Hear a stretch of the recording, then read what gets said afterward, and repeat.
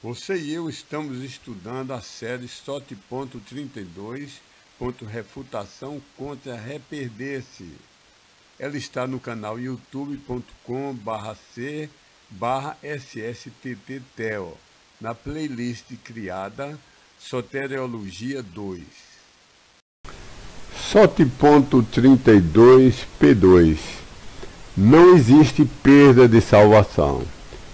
Estudaremos passagens referentes ao livro da vida eterna. Nenhuma delas implica que verdadeiros salvos possam se perder, depois precisem ser novamente salvos.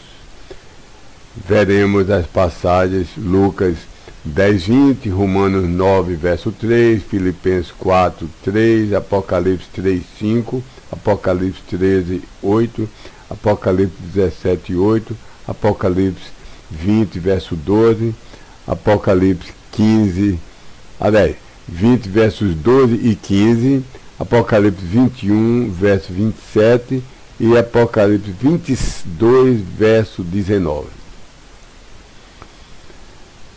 De mais de 114 versos claros, explícitos, categóricos, já provamos que, ao menos para nós, os verdadeiros crentes dessa dispensação de assembleias locais plenamente estabelecidas, não são aquelas ainda em transição, assembleias de convertidos gentios.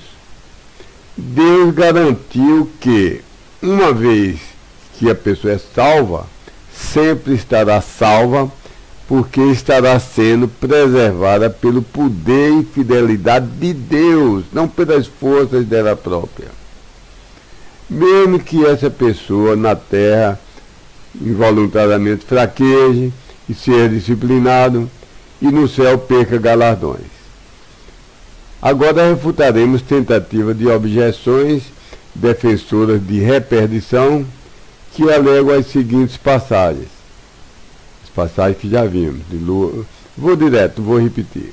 Todas essas passagens se referem ao livro de vida eterna. Concordo? Mas nenhuma delas, nem de longe, diz claramente que alguém que Deus declarou eternamente salvo veio ou virá se perder nem por um segundo e nem por um milímetro. Vamos ver as passagens. Lucas 10:20. No entanto, não vos alegreis nisto, que os espíritos vos são sujeitados, mas alegrai-vos muito mais, porque os vossos nomes estão escritos nos céus. Meu nome está escrito nos céus e a tinta de Deus é indelével. Não há borracha, nem raspador, nem produto químico que apague o que Deus escreveu. Então, nesse versículo, não há nada que explicitamente declare que cada verdadeiro salvo da dispensação das igrejas, não em tradição de gentil convertido, não há nada que declare que alguém assim salvo pode perder sua salvação, nem mesmo por um segundo e um milímetro. Então, esse verso não prova o que nossos objetores querem que ele prove. Romanos 9:3. Porque deseja, isso é Paulo falando sobre a condição de descrença de Israel nesse tempo de rejeição.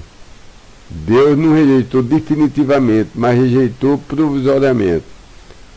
E durante o tempo das igrejas, Israel está em cegueira e descrente. Não digo que a pessoa, por ser judeu, é salva, porque Deus não deu promessa de bênção espiritual somente por ter uma nacionalidade, um DNA, uma biologia. A salvação é somente pela fé, e os judeus não têm fé verdadeira nesses dias de hoje, nessa dispensação. Então Paulo está falando sobre isso. Leamos, Romanos 9:3. Porque desejaria eu mesmo um declarado maldito ser para longe de Cristo, para benefício em lugar dos meus irmãos, que são os meus parentes segundo a carne. Passagem linda do amor de Paulo pelos seus compatriotas, os judeus. Vou ler de novo. Porque desejarei eu mesmo um declarado maldito ser para longe de Cristo, para benefício em lugar dos meus irmãos, que são os meus parentes segundo a carne. À luz do contexto local de toda a Bíblia, nada afeta o verdadeiro salvo da dispensação das assembleias quanto à segurança da salvação. Pelo seguinte motivo. Primeiro, mesmo se o textus receptus, o TR, tivesse o presente indicativo, tivesse o verbo na forma desejo, mas não tem. Isso é, mesmo que tivesse como fato que Paulo ensinou, eu desejo agora, nesse instante e sempre, eu estarei desejando abdicar de minha salvação, se isso puder salvar aquele do meu sangue, mesmo se tivesse assim no tempo presente, tal desejo não implica que perder a salvação seja possível. Porque, olha, se eu disser a você, eu desejo ter a força de 100 elefantes a fim de levantar esse ônibus, isso não implica a menor possibilidade disso jamais poder ocorrer. O desejo não implica a possibilidade de ocorrer, mesmo se fosse no presente. Segundo, a Bíblia King James, que é a melhor tradução que jamais existiu ou existirá no mundo, traduz o verbo eukomai como o condicional desejaria. Ou, em português, poderíamos dizer, eu poderia desejar. E os tradutores tinham em mãos manuscritos que não mais temos. Os tradutores da King James, eles tinham manuscritos gregos. Eles trabalhavam para o rei da Inglaterra e ele tinha milhares de manuscritos que não temos mais. Então, eu acredito que o manuscrito que estava dentro dos olhos dos tradutores da King James tem um condicional. Agora, condicional não implica certeza, nem probabilidade, nem mesmo a mais remota possibilidade da ocorrência do desejar. Se eu disser num condicional assim, se eu tivesse a força de 100 elefantes, se eu tivesse, então eu poderia desejar levantar esse ônibus. Tudo isso está no condicional. Isso não implica a menor possibilidade de eu ter tido esse desejo e de ele poder se realizar. Terceiro motivo, as Almeidas Revista e Corrigida e a Almeida Corrigida Fiel, a ACF, e outras Bíblias equivalentemente traduzem como poderia desejar. Poderia. E esses condicionais não significam que Paulo realmente desejou. Então, nada aqui nem implica que Paulo realmente desejou, seja da forma do condicional, ou da forma que está na King James, ou na forma que está na Revista e Corrigida, que está na Corrigida Fiel. Nada implica que esses condicionais poderiam ocorrer, que Paulo realmente desejou. Ele diz, eu poderia desejar, eu desejaria. Isso não implica que ele realmente desejou. Quarto, o imperfeito desejava, de algumas outras Bíblias do TE, significa que o desejo existiu tempos atrás, mas deixa mais já ele ter deixado de existir.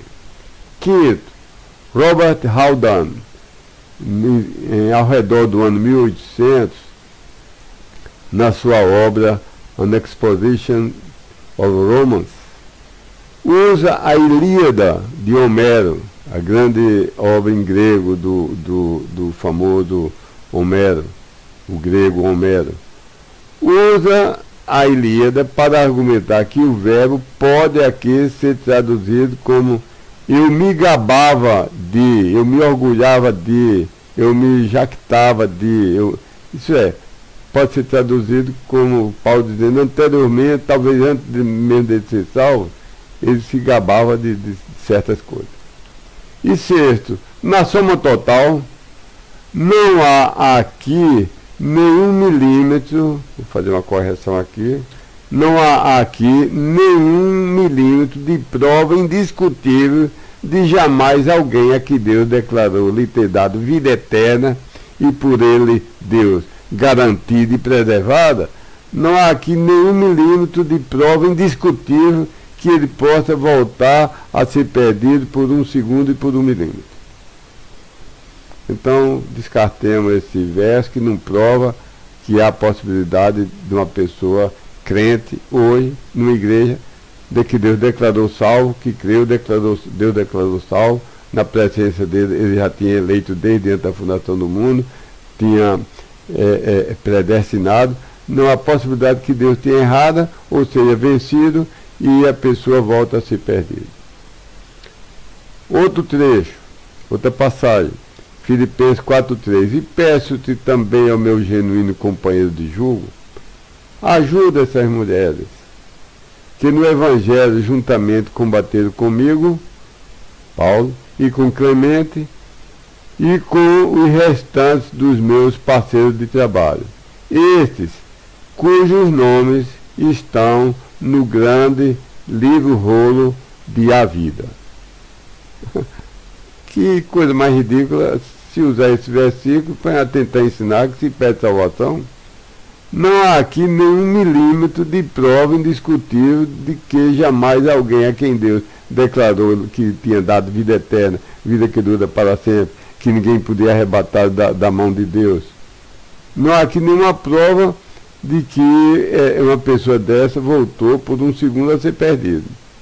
Somente está dito que o nome dos varões parceiros de trabalho de Paulo estão escritos no grande livro rolo de A Vida. Apocalipse 3,5. Aquele que está vencendo, esse mesmo será vestido em vestes brancas, e de maneira nenhuma riscarei o seu nome para fora do grande livro rolo de A Vida, e confessarei o seu nome perante o meu Pai e perante os seus anjos. Novamente, não há aqui nenhum milímetro de prova indiscutível de que alguém a quem Deus declarou que deu vida eterna, vida que dura para sempre, que iria garantir e preservar, não há nenhuma prova que essa pessoa voltou a ser perdida. Quando eu digo nunca jamais galinha criará dente, não estou dizendo que é possível ela criar, somente estou dizendo que nunca jamais criará dente. Deus está dizendo, nunca riscarei o seu nome para fora do grande livro rolo da vida. Isso não implica que há a possibilidade dele riscar o nome de ninguém. O que está escrito, está escrito. Não há possibilidade de ser apagado. Ou está escrito desde antes da fundação do mundo, porque Deus, na sua presença, viu que a pessoa creria, ou não está escrito porque Deus, na sua infalível presença, viu que a pessoa não creria, que a pessoa o rejeitaria. Uma coisa mais, os vencedores são todos os que creram. Romanos 8,37 diz que nós somos mais ainda do que vencedores. Então, quando aqui diz que aquele que está vencendo, significa aquele que creu de verdade. Aquele que é crente, que foi salvo de verdade, nunca será arriscado o seu nome para fora do grande livro da vida. Então esse é um versículo que dá conforto ao invés de dar dúvida, que dá certeza ao invés de dar temor e dúvida. Apocalipse 13:8. E a adorarão todos aqueles que estão habitando sobre a terra, dos quais não tenham sido escritos os nomes no grande livro rolo de A Vida de o Cordeiro, tendo sido morto desde a fundação do mundo. Essa passagem é uma passagem muito linda e profunda. Alguns detalhes eu não vou citar, porque essa passagem pode ser entendida de duas maneiras. Que o nome nosso foi escrito desde antes da fundação do mundo, e eu creio nisso, pela presença de Deus, e que é infalível. Deus escreveu o nome de todo aquele que ele sabe, anteviu, que creria, e ele não falha. Quem ele anteviu e viu o filme, é como se tivesse visto o filme numa pré-estreia, e ele anteviu que creria, Então esse Deus anteviu, elegeu, e a pessoa creu e não perde a salvação.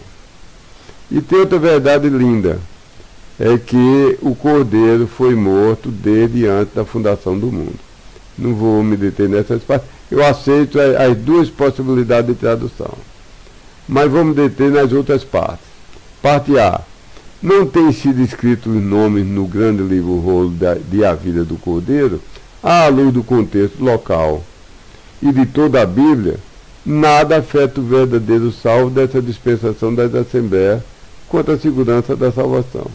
Esse livro de Apocalipse não foi escrito direta e somente a nós, os crentes dessa dispensação. Nem ao falar sobre a salvação ou a segunda vinda de Cristo à Terra, necessariamente se refere aos crentes, a nós, os crentes dessa dispensação. Essa passagem se aplica ao período de 7 anos da tribulação.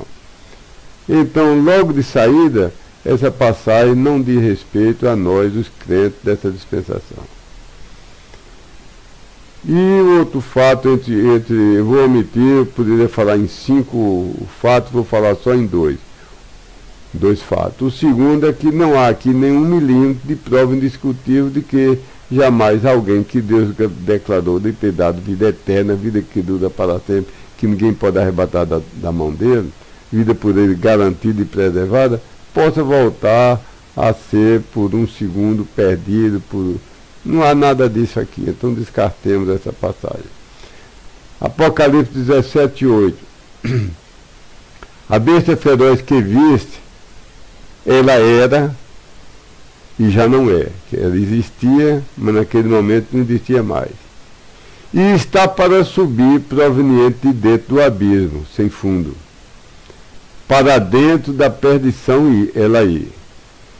Está falando aqui do diabo que por um momento vai ser tirado das vistas de todos durante o milênio e vai passar 1000 anos preso, acorrentado num poço sem fundo. Mas vou ler novamente o versículo todo. A besta feroz, isso é o diabo que viste, ela era e já não é, e está para subir proveniente de dentro do abismo sem fundo, e para dentro da perdição ir. E se maravilharão aqueles homens habitando sobre a terra, dos quais não têm sido escritos os nomes sobre o livro rolo de A Vida, desde a fundação do mundo, vendo a besta feroz que era e já não é, e todavia é.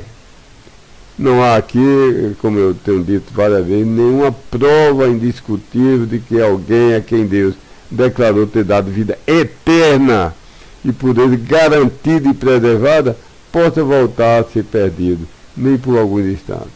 Somente está dito que durante a tribulação, aliás, ela não nos diz respeito, os homens que não têm sido os nomes deles sob o livro rolo da vida, se maravilharão, que os que Deus anteviu que descririam, se maravilharão com as coisas que vão ocorrer com a besta feroz. Apocalipse 20:12.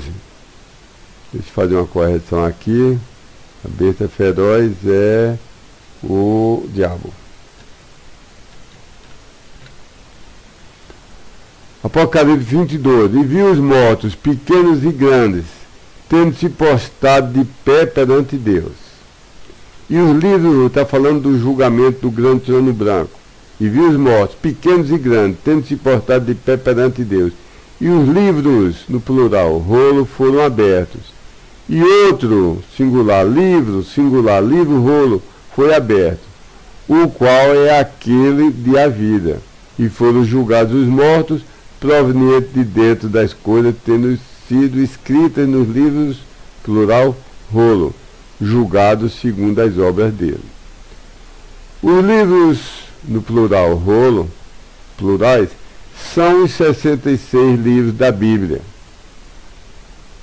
Os descrentes que rejeitaram Deus e o seu Filho, Jesus Cristo, Deus encarnado, vão ser julgados de acordo com a Bíblia. Particularmente as palavras saídas dos lábios de o Cristo, Porque João 12,48 diz: quem está me rejeitando e não está recebendo as minhas palavras, já tem quem o está julgando. 2 pontos. A palavra que eu preguei, essa o julgará no último dia.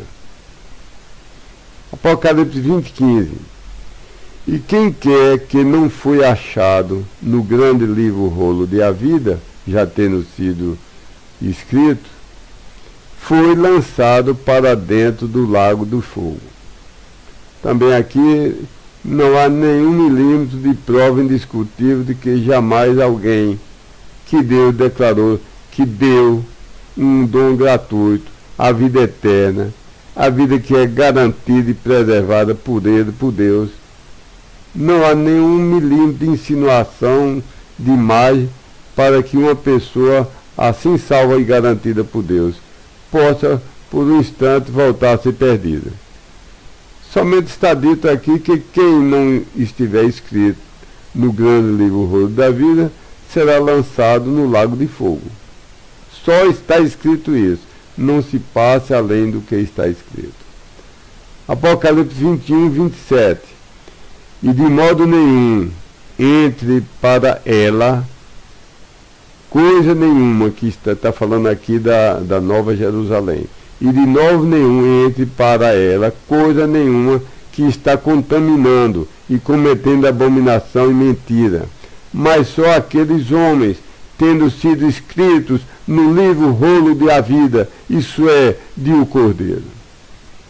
Mesma observação, nada aqui, nem de longe, insinua que um salvo, quem creu e foi salvo e garantido por Deus, possa perder a salvação. Somente está dito que quem não estiver escrito no grande livro rolo de a vida, não entrará na cidade da Nova Jerusalém. Apocalipse 22:19. E caso algum homem remova proveniente de junto das palavras do grande livro rolo desta profecia, plenamente removerá Deus o seu lugar para longe do grande livro rolo de a vida e para fora da cidade santa e das coisas tendo sido escritas neste livro rolo. Que advertência tremenda! Se há uma advertência aqui que me impressiona, que me deixa sem palavras, é que quem alterou o propósito, os copistas lá de Alexandria, que alteraram propositadamente, retiraram entre 6.000 a 10.000 palavras do Novo Testamento, somente no Novo Testamento, retiraram 6.000 a 10.000 palavras, propositadamente, porque o copista tinha um documento que estava servindo de modelo, quem copia alguma coisa de outra. Então ele tinha aqui a fonte e estava fazendo a cópia. E propositadamente removeu entre 6.000 a 10.000 palavras. Se uma pessoa podia perder a salvação se fosse salvo, se pudesse, seria essa pessoa. É uma das coisas que mais me deixa admirado. Sempre que eu leio essa passagem, me dá vontade de chorar, fico admirado de que uma pessoa cometa um pecado tão grave como alterar propositadamente a palavra de Deus no grego e no hebraico.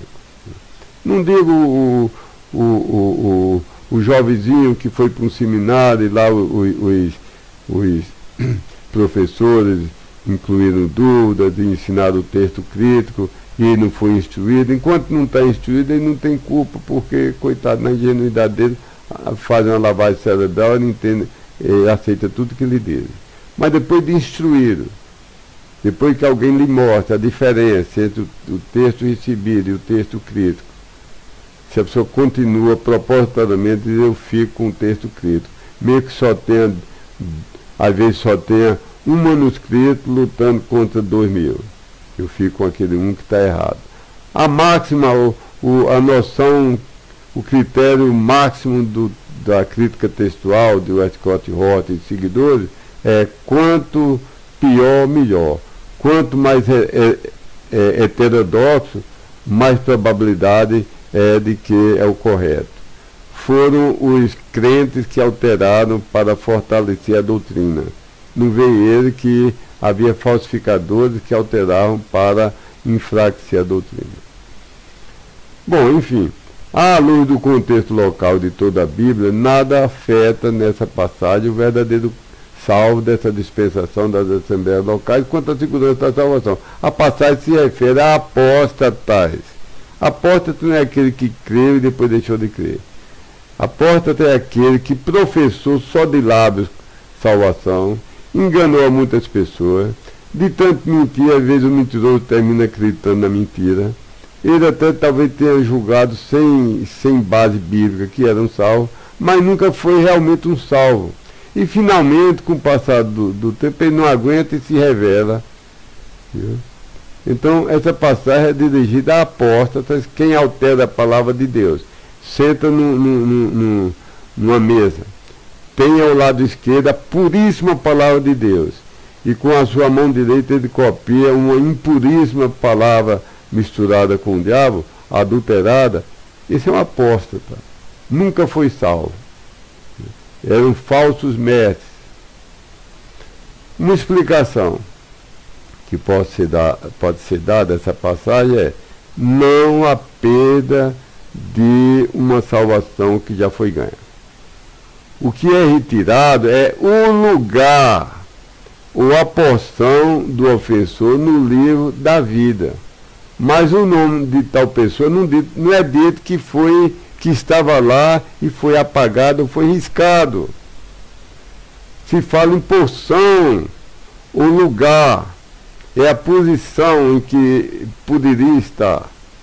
Isso é, no princípio, o infrator começou por ter um lugar, uma oportunidade de ser escolhido e de ser escrito no livro. Mas ao cometer tão grave e grosseira ofensa, ele deixou de merecer esse lugar. Isso foi adaptado do site www.kjb Today, King James Bible Today, kjbtoday.com. Outra explicação do famoso comentarista Barnes. Abre aspas. Plenamente removerá Deus o seu lugar para longe do grande livro rolo da vida. Significa, o significado não é que seu nome tivesse sido escrito naquele livro. Presta atenção, até Barnes concorda. O significado não é que o nome tivesse sido escrito naquele livro, mas sim que Deus removerá o lugar que ele poderia ter tido, se ele realmente tivesse crido. O que ele professava ter naquele livro, mas nunca tinha tido, porque nunca tinha crido de modo a ser salvo. Ah, amigo, que está agora me dirijo a você, que está me ouvindo. Não quer você ser um crente em cada verso e palavra da Bíblia, em cada letra e cada sinal? Não quer crer nos 114 versos que lhe mandei escrito, em onde explicitamente, claramente, categoricamente, Deus diz que a vida que Ele dá, todo o que crê, é eterna, uma vida que dura para sempre, que jamais pode ser perdida, que jamais ninguém pode arrancar de sua mão, arrebatar da mão dele, de Deus. Não quer você crer nessas 114 maravilhosas promessas? Por exemplo, João 10, 28 e 29, Deus Filho, ele com seus próprios lábios diz, e dores, não é emprestado, é dado uma vez para sempre, e dores a vida eterna, não a vida provisória, não a vida efêmera ou temporária, e dores a vida eterna, e nunca hão de perecer, e ninguém as arrebatará da minha mão. Ninguém as arrebatará da minha mão. Meu Pai que mais deu é maior do que todos, e ninguém pode arrebatá-las da mão do meu Pai. Não quer você agora mesmo recolher-se alguns instantes, reconhecer-se como um terrível pecador ainda não perdoado, arrepender-se do seu pecado e depositar a sua fé do tipo e modo bíblico, no Cristo, o Cristo verdadeiro, da Bíblia, não das falsas religiões. Em que você crê em cada palavra de Gênesis 1, Apocalipse 22. Em que você receber a Jesus Cristo em totalidade, exclusividade, como seu Salvador único e todo suficiente, como seu Senhor único e suficiente, Senhor, dono, controlador, Deus Altíssimo, infalível, preservador da salvação de todos que creram biblicamente. Vou orar por você, meu bom amigo.